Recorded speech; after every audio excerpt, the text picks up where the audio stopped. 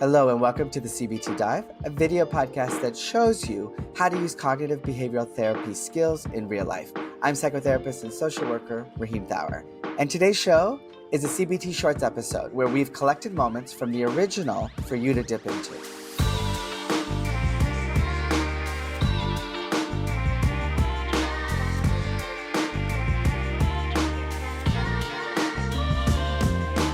Welcome to another episode of the CBT Dive. Today, I've got Joash with me. Joash is a 42-year-old sales professional working in the global workforce mental health field. He is based in Johannesburg, South Africa. Joash navigates life as a single, cisgender, gay man, a relatively new relationship status after a 13-year committed relationship. But after 3 years of being single, with a rather adventurous dating lifestyle or life, he feels like he is ready for a serious commitment once more. So we're joined by Joash today, who is going to explore the experience of being ghosted. Joash, how are you today? I'm good, Raheem. How are you? I'm good. I'm going to go ahead and share my screen. Okay. So Joash, what we're starting with here is a situation that brings up difficult feelings for you, okay? And that situation is this moment, and I know it's not just one moment, it probably happens over the course of a couple of hours, where you realize that you've been ghosted because the texting pattern with this person, who we're going to call Ellie, has changed and he's stopped responding. Is there anything else you want to share about the particular situation or the moments when you realized you'd been ghosted? Yeah. So let me give you some context and some background to this. So I had met Eddie on one of the dating apps, and he wasn't particularly my type. And he had texted me. He was polite and he was engaging and he was entertaining. And then I think he suggested, he'd like to meet. So we did meet and he came over to my place. We connected on so many levels. He made me laugh in a way that many people don't generally do. And because I felt this connection and strong chemistry with him, on that night when we met, it also became physical, which neither of us were expecting. And in the run-up to that first meeting, there was very frequent texting between the two of us, and he was very responsive. And then we scheduled a second date. And in the run-up to the second date, I could see that the texting patterns had changed, but he did give some context to why it had changed. He said that he had a family event, and so then we met, had that second date. It was dinner and a movie. And throughout the dinner and movie, it was pretty good. But I could also sense during dinner that something had changed, shifted a little. But I just thought that maybe I was reading into things a little too much. Like he was effusive with his attraction to me. He's like constantly told me how much he thought that he found me attractive. And that in the second date had also changed. Like he stopped telling me that he thought that I was so attractive any longer. And he had picked me up from my place for the second date. And so he dropped me off. And when he dropped me off, he declined to come in. Then there was further lulls in the texting conversation. And again, he gave reasons for that. He was busy with work. And I think so that dinner and movie was either on a Saturday or Sunday. And I think the Monday and Tuesday we texted. And then by the Wednesday or Thursday, there was radio silence.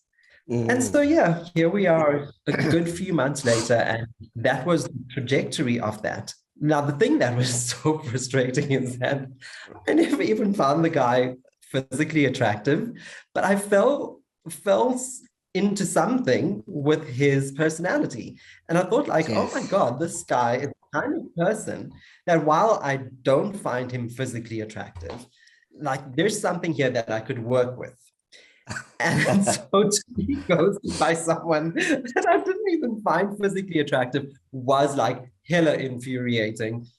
but it was also the potential of what could have been, because this is someone that I felt there could be substance here. Sure. Okay, I'm going to pause you there. So Mhm. the Wednesday after date 2, and you discover the radio silence, you felt frustrated, infuriated. What were the other feelings you were experiencing? Frustrated, infuriated, angry with myself. Angry with myself for falling for someone that was not. And again, I keep saying this physical type thing because I believe to an extent it is bullshit.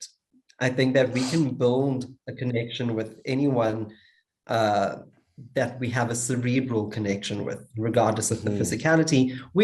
My belief is that we're conditioned into having physical types. And so I try as much as possible to not veer towards this physical type.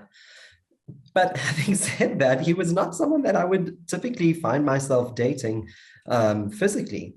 And so I found myself being angry that I started feeling attraction to someone I generally would have walked past. You're in a way you're taking, it's like a risk. And when you take a Mhm. risk, and you get a slap in the face, I'm trying to figure out what the feeling there would be. Would it be like a kind of embarrassment? What are the other feelings? Taken I wouldn't advantage call of? it possibly taken advantage of. I always say this to myself: trust your instinct. And I felt that in that moment in time, I didn't trust my instinct. I was taken with how I was flattered by how much he found me attractive, in his words. So it's almost like I was driven by my ego in that moment, and then my ego let me down. Okay, so instead of taken advantage of, I just used the word used. It's a bit Mhm. shorter, of course. When you talk about the bruising of the ego, I'm trying to figure out what feeling words could be attached to that. And again, my mind is going to embarrassed, I would say it's despair, despair. if I had to Okay. think. Mhm. Okay. I'm going to leave embarrassed there, but I recognize that despair is one of the more prominent words. I also want to ask Mhm. if there was sadness. Sadness and despair, yeah. To me, those go Yes. hand in hand. Okay. And did you personally feel rejected? Like he doesn't like me? Yeah, yeah, Okay. without a doubt. Because if you think about it, if I have to think about it rather, Mhm. something had to have happened, right? Either it was a reaction to something I've said, a reaction to who I am on any Mm. kind of level, whether it was he was looking for this, masculine Adonis, and here I am with this, very femme uh, personality and being, and that was not aligned with what he wanted. I don't know. I still don't know what I was rejected for. The thoughts that went through your mind were about like, am I too femme or do I not meet his ideal? Mhm. I wonder if the feeling there is about around inferiority or inadequacy. Perhaps inferior, but also where do I fit into this gay dating scene, but also Yes. where do I fit into his world? Yes. So Because confused. I, yeah, Or were you questioning your worth for the moment? oh yeah, oh yeah, Okay. absolutely. Okay. Which is why the very first thing I did was log back onto the dating apps. So you were feeling determined and a bit vengeful as well. Because it's like, Okay. you motherfucker, I'm gonna show you I can get dick if I want to. Yes, yes. Okay. Uh-huh. I want you to go back to the Wednesday after date 2 when you discovered the radio silence and help me with each of these feelings. I want you to rate them on a scale of 1 to 10 in terms of intensity. So 10 means it's quite intense. How would you rate frustration? I would say that was probably a 7. How would you rate inferiority? Yeah, I would say that was probably at about an 8. Again, because like, how dare he? And then Does he anger? know who I am? No, Yeah. he most certainly does not. So was the anger also about Um, an 8? uh-huh. Okay. And feeling used or taken advantage of, how would you rate that? Maybe that's a 6. Okay. And embarrassed? Because I don't embarrass easily, I would put that at perhaps a 4. Okay. And despair? That would be about an 8. 8. Mhm. And sadness, would that also be an 8? Because you said sadness and despair go Mhm. hand in hand. Agree. And then the feeling of rejection. Oh, I mean, that's a 10 because I mean, clearly I was rejected in that. Yes. Feeling of inadequacy, like I'm not enough, or maybe I don't fit the aesthetic or whatever it is. You know, I would rate that at about a 4, to be honest. And then confused, I imagine that was a bit high. That was high. I would say that was a 10. And then unworthy, similar to inadequate, but slightly different. Um, how was your sense of worthiness? I would say that's also at about a 4, maybe even a 5. And then to what degree did you feel vengeful and determined? So give me a rating of intensity for each one. Oh, determined was the 10, honey. Because like vengeful, I'd say like, yeah, maybe subconsciously I'm vengeful, but generally I wouldn't call myself a vengeful person. But I'd say that's probably a 7 because, like, you know what, you Good. motherfucker, I'm gonna do this anyway, with or without you. Yes. And there's also, earlier when we were talking about being used, and I know that that word didn't quite fit. I wonder if a better word Mhm. would be deceived. Did you feel like you were deceived? Oh yeah, yeah, that's a good word. And so, how would you Oh yeah, rate your level of deception that you experienced? I would put that at like a 10. Okay. So the feelings that got the highest ratings were deceived, rejected, confused, determined. Mhm. And the most painful ones are probably deceived and rejected, and then confused is a bit neutral, and determined Mhm. we would see that as positive. So Mhm. it's not a surprise to me that deceived got lost earlier because there's so many strong feelings, and some overshadow others. And then you have your second set of difficult feelings, and maybe some of the more painful ones: infuriated, anger, despair, sadness. And then we go down a notch: vengeful, frustration, used, unworthy, inadequate, and embarrassed. So now, Joash, Wednesday after date 2, you discover the radio silence, you're feeling this range of emotions. One of the things you did in terms of your behavior was go back onto the dating apps, right? The Mhm. other thing you're doing is you're also thinking about the future you'd built up in your mind with this person. So you're Mhm. reflecting a bit on where you let your imagination go. Is there anything else you did? So immediate behaviors would be telling my friends and say, "Can you Good. believe the nerve of this fucking asshole who's just ghosted me?" Yes. So Wanting to seeking just some get back into the validation. seeking that, yeah. Yeah. And probably the bigger aspect of seeking validation was getting back onto the dating apps. Mhm. Okay. And when you think about, when you earlier, one of the first feelings you came up with was anger, and you said anger toward myself. And so I'm thinking that anger and feeling deceived there's a connection between those two. Because it's not just I was deceived or I feel deceived, I've been tricked, but there's a piece of you that says I let myself be deceived. Mhm. So Yeah.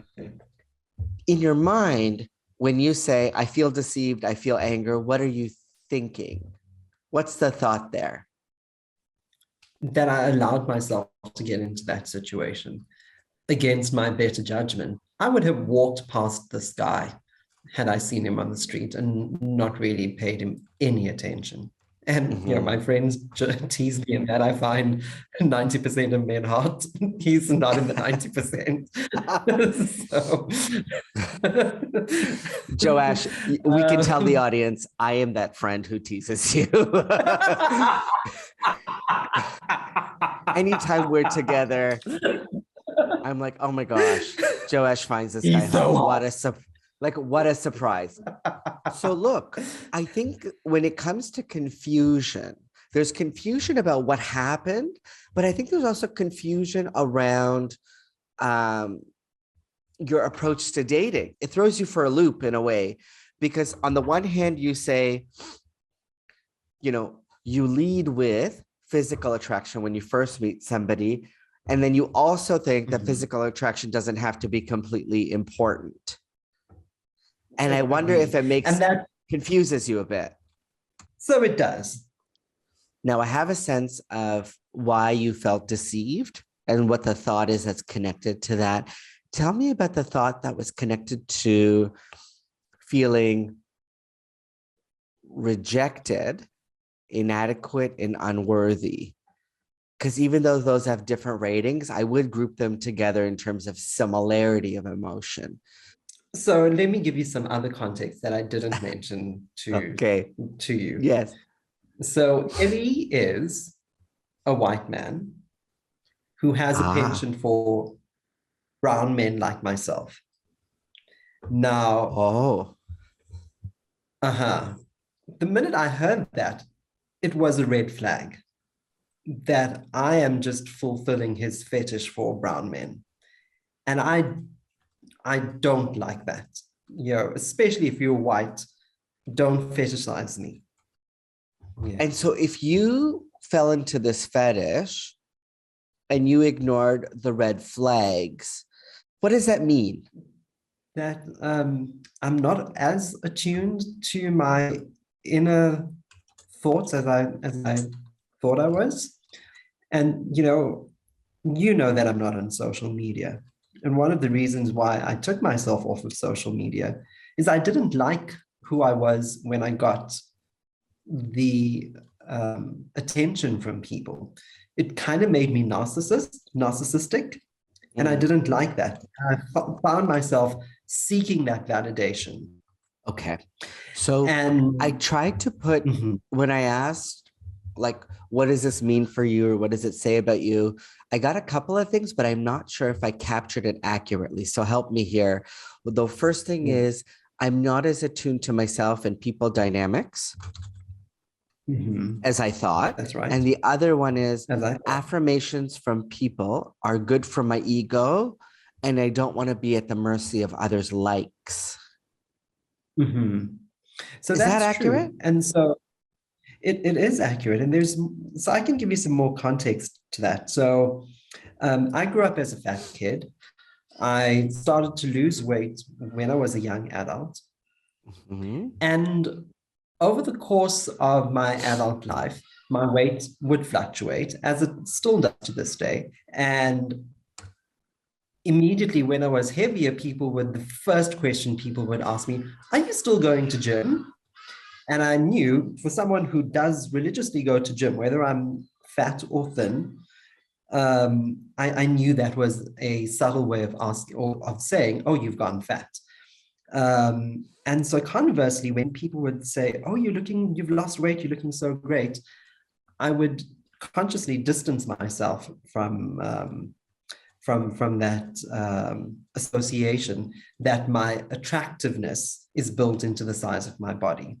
While I have tried to consciously dissociate myself from people's perception of my level of attractiveness, I clearly do not within the context of dating.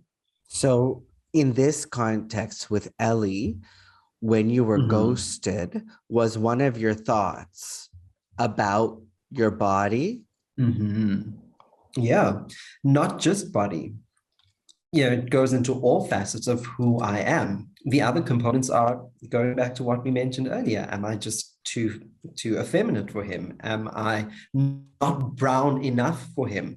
Because while I am a brown person, I'm not the most brown person out there in terms of cultural identity. He's follows Hindu religion and all of these fucking things that while I'm curious about it, I don't. I grew up Christian. I don't eat curry and biryani every day, while I do love it. Does he do all that? these things. I think he does. I don't know. Who the fuck cares?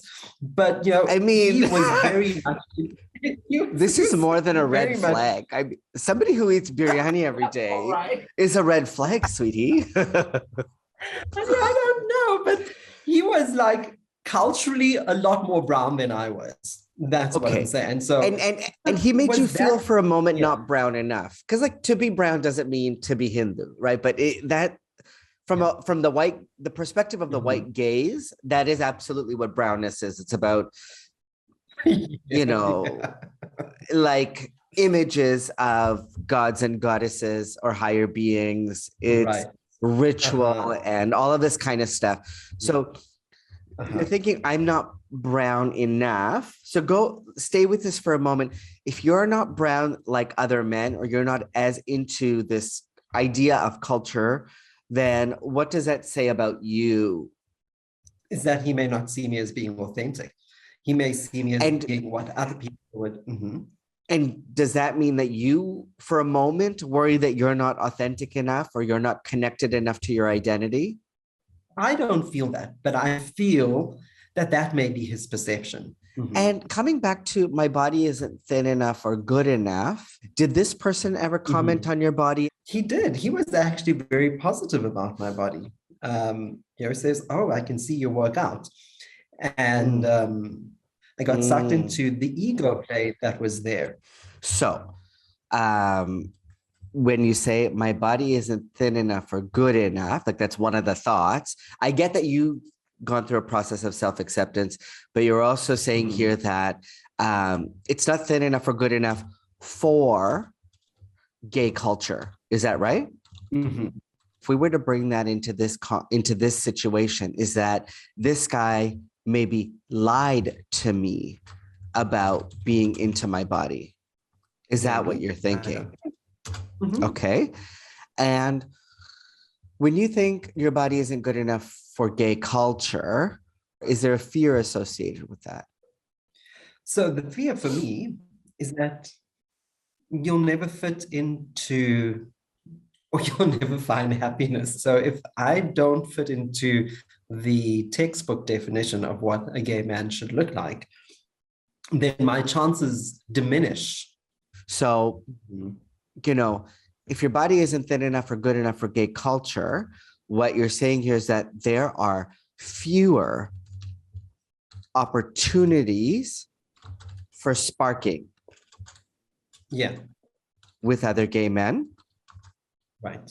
And in a moment where you're feeling quite dire, you might say, I'll never find happiness. That's like the underlying fear.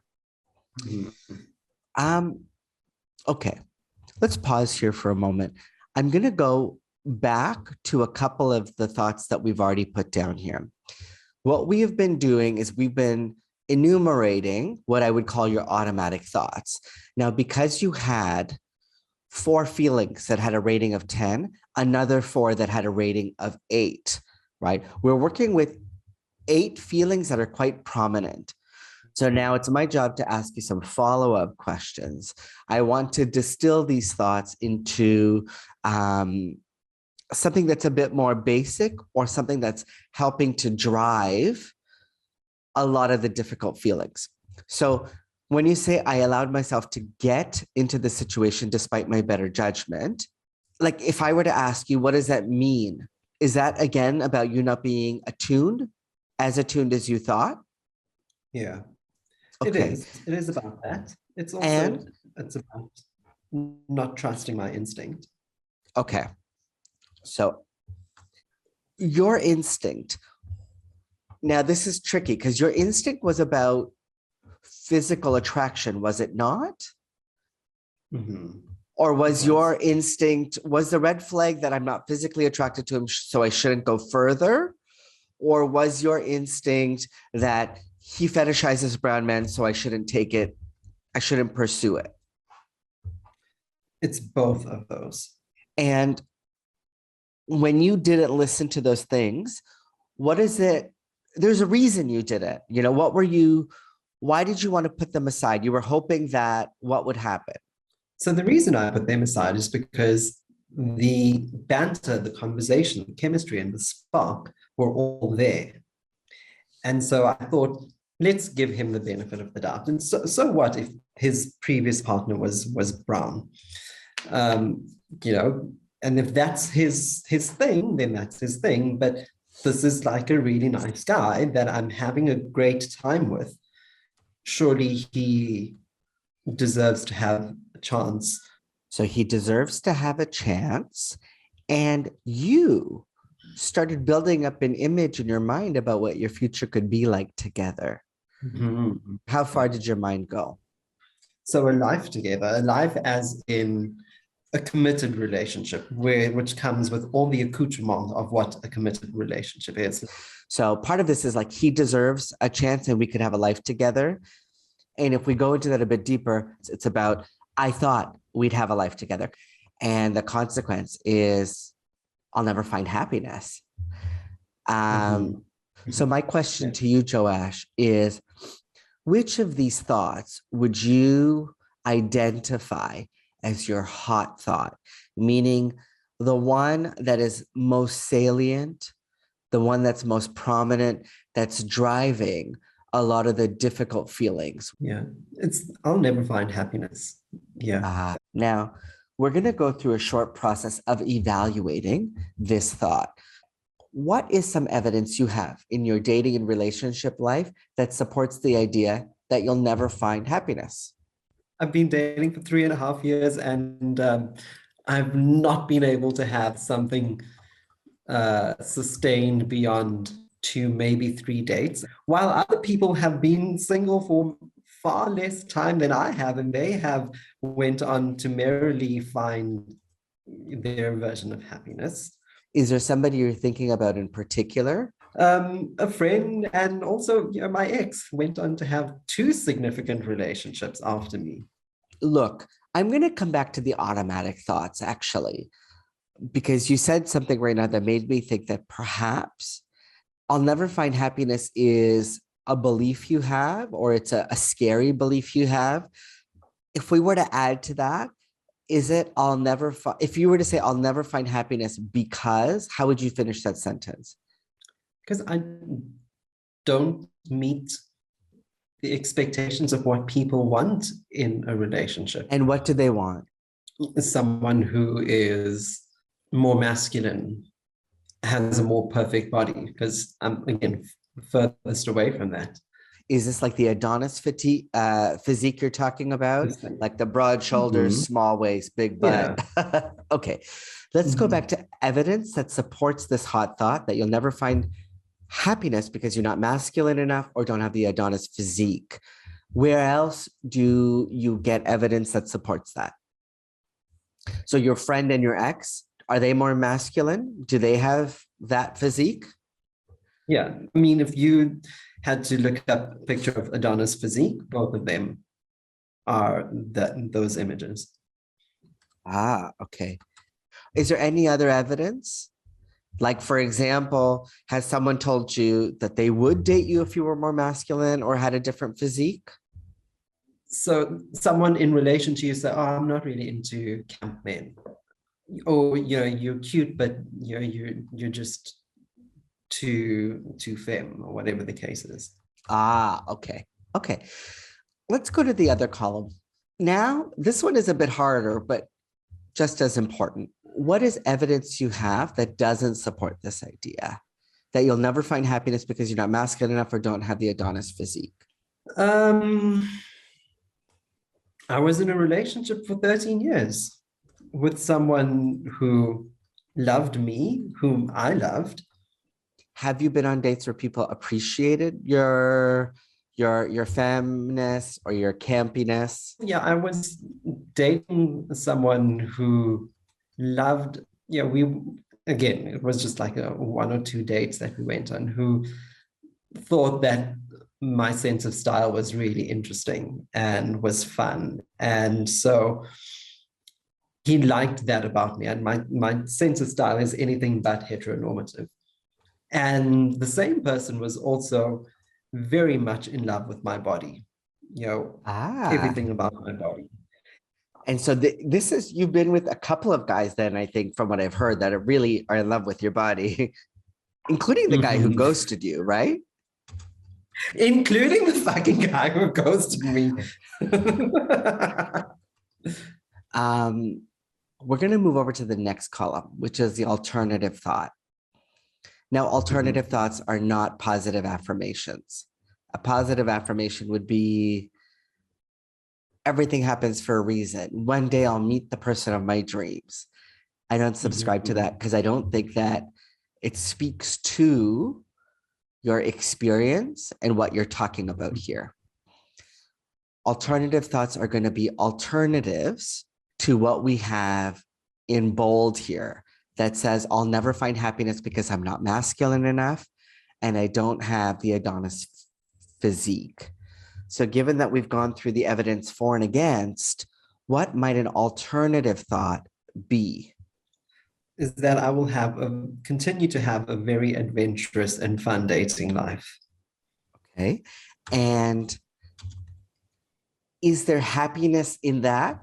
There is happiness in that, yes, but it's fleeting happiness and it's situational happiness. So when people ghost me, I should remind Mhm. myself. That I need to kiss 1,000 toads before I find a prince. Yes, that, okay. And because that is about, not about what you're lacking, it's about the process. Mhm.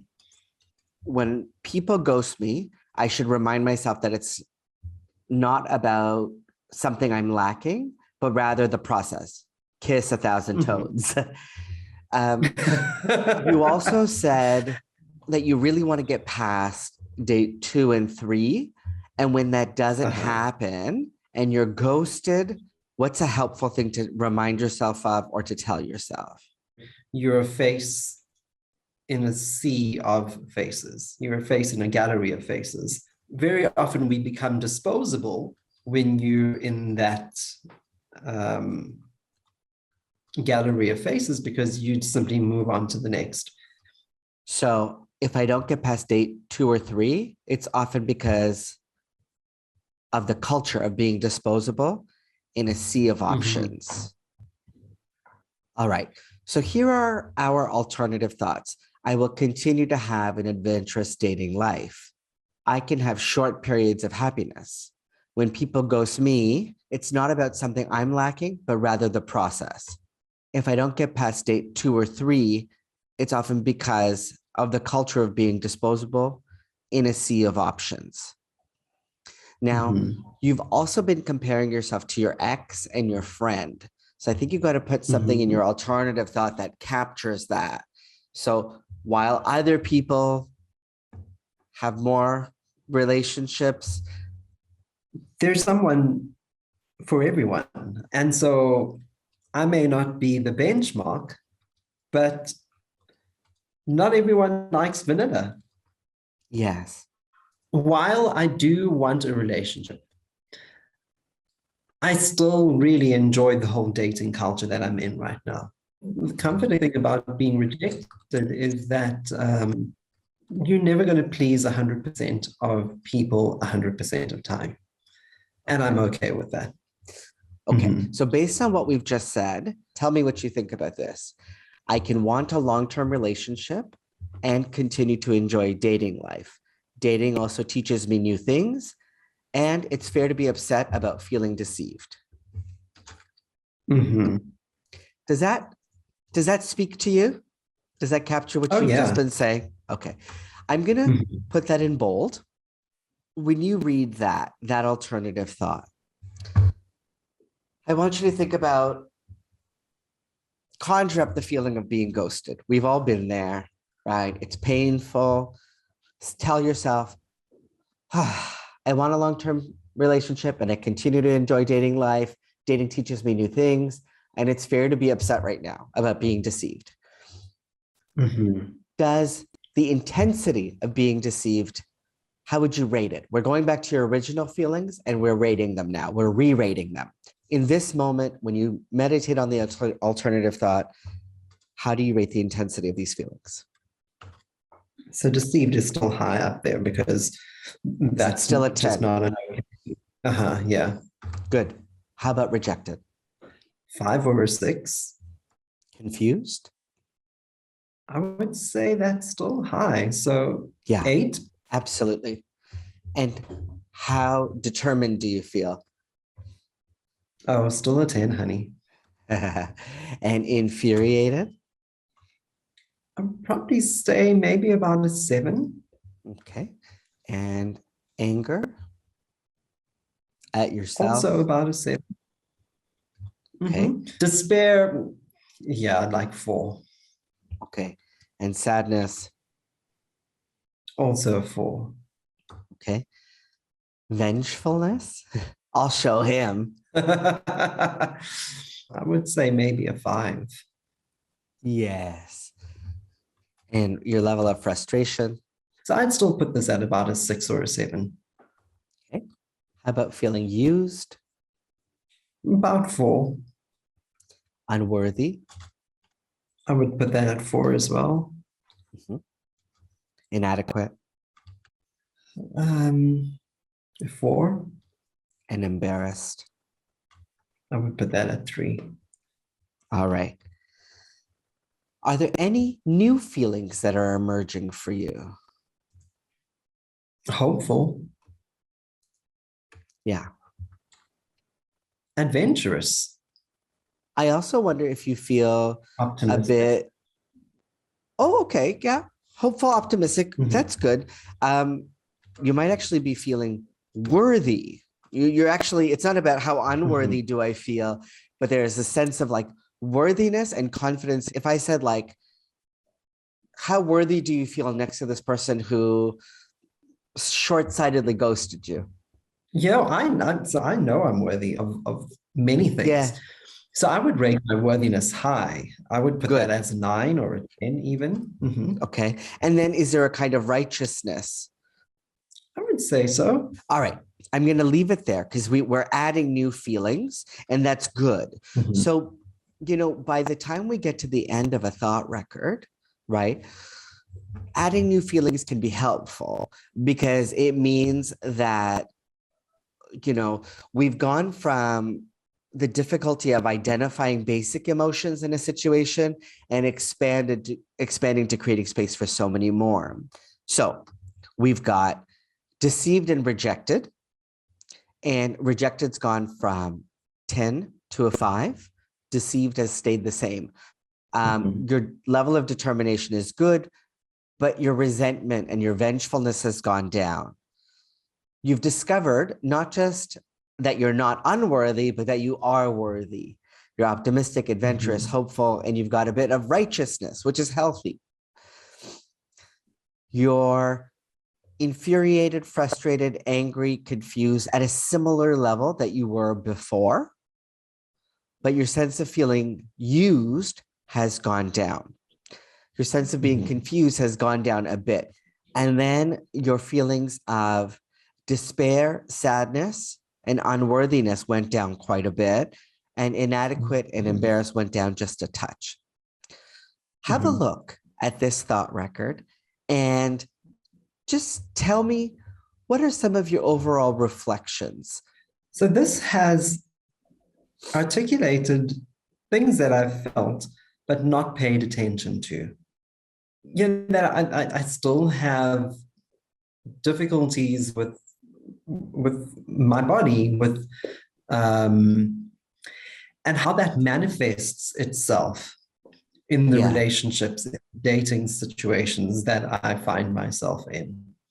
Yeah. And you know what really stood out to me, Joash? Like it's actually it's striking and mind-blowing to some degree that in your mind you've got this formula. You have this core belief that Mhm.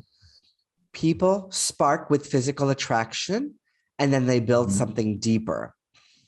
And forgive me if this is an overstep or, I've gone too far, but it seems to me like you've built a lot of your gym routine and emphasis on gym around being able to provide the initial physical attraction so that something deeper can be built. But you discovered with this person, Ellie, that there wasn't a physical spark to begin with, and the other things could be built.